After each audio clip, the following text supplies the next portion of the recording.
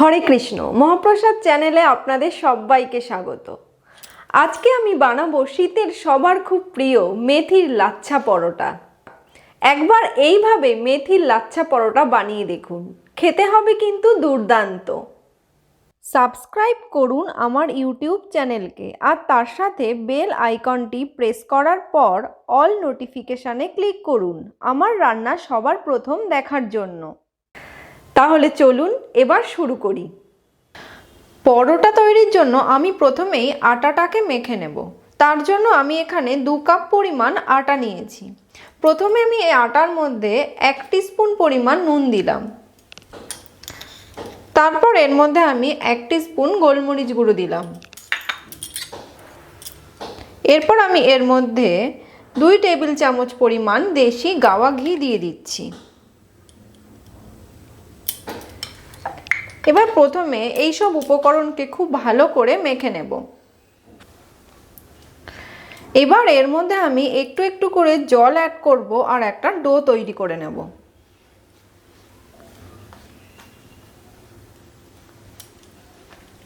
পরোটা তৈরির জন্য আমার ডোটা দেখুন একদম রেডি হয়ে গেছে।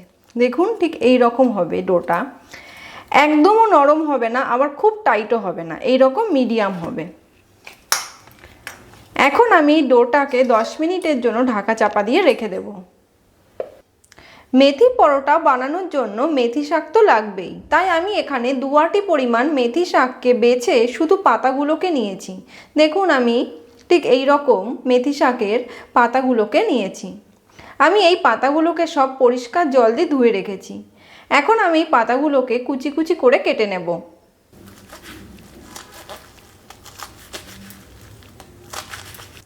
মেথি শাকগুলোকে আমি কেটে নিয়েছি। দেখুন মেথি শাকগুলো ঠিক এই রকম হবে। 10 মিনিট বাদে এই আটাটাকে নিয়ে আমি এখান থেকে পরোটা তৈরির জন্য কতগুলো লেচি প্রথমে তৈরি করে নেব।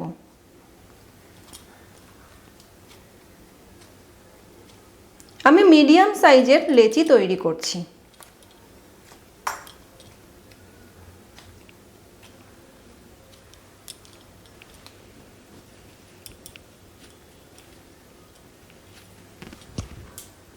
এখন আমি পরোটাটাকে বানিয়ে নেব। তার জন্য আমি এখানে বেলান চাকি নিয়েছি আর প্রথমে এর ওপরে আমি একটু শুকনো আটা ছড়িয়ে দিচ্ছি।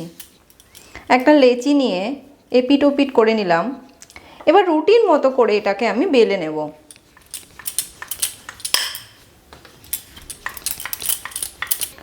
রুটির মতো করে বেলে নেওয়ার পর আমি এর ওপরে একটু ঘি ব্রাশ করে দিচ্ছি।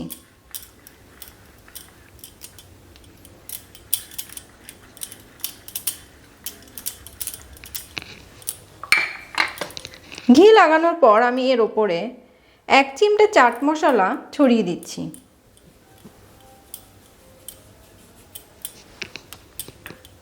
একইভাবে এর ওপরে আমি 1 চিমটে চিলি ফ্লেক্স ছড়িয়ে দিচ্ছি।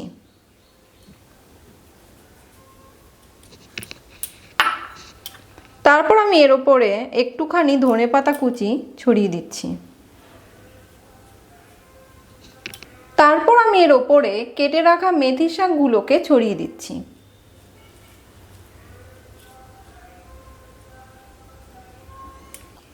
এবার একটা ছুরির সাহায্যে আমি এই রুটিটার মাঝখান থেকে একটা সাইডে কেটে দিচ্ছি।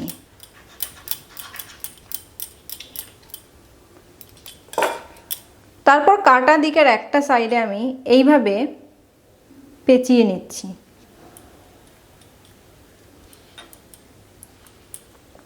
দেখুন এইভাবে এটাকে পেঁচাতে হবে।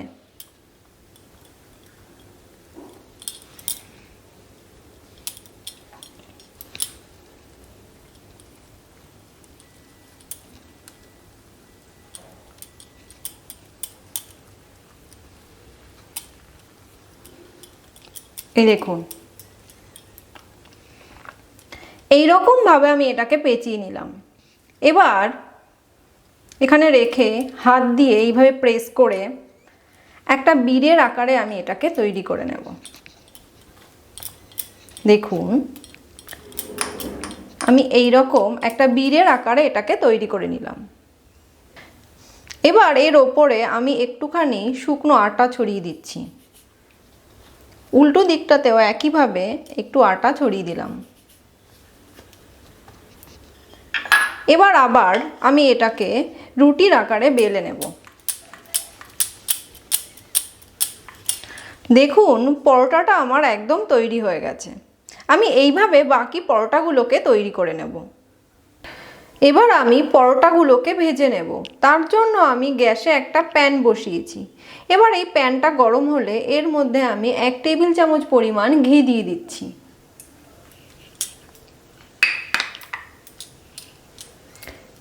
এবার এই ঘিয়ের মধ্যে আমি পরোটাটাকে দিয়ে দিচ্ছি আর গ্যাসের ফ্লেমটা মিডিয়াম করে দিচ্ছি। মিডিয়াম ফ্লেমেই পরোটাটাকে ভেজে নিতে হবে। আপনারা চাইলে ঘিয়ের পরিবর্তে মাখন বা সাদা তেলেও পরোটাটাকে ভাজতে পারেন। পরোটাটার একটা দিক হয়ে গেলে আমি পরোটাটাকে উল্টে দেব।